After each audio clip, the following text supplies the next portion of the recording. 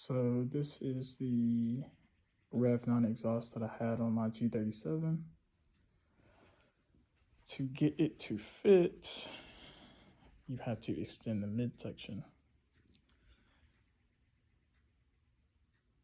So of course that has been welded.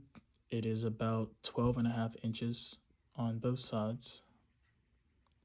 That's for these hangers right here to line up. I also got these tips extended, which you can see right there. On both sides, those are about 3 inches. So you have to extend the mid pipe 12.5 inches, tips about 3.25, and this is the result.